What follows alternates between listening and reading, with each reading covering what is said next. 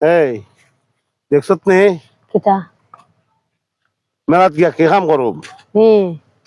ই কামটা করতারলে তুই আর আমি চলবালে সমস্যা হইতো না। এই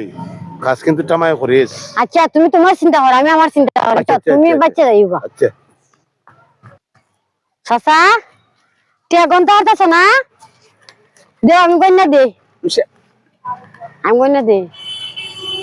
আরে নিতাম না দেও না গন্যা দে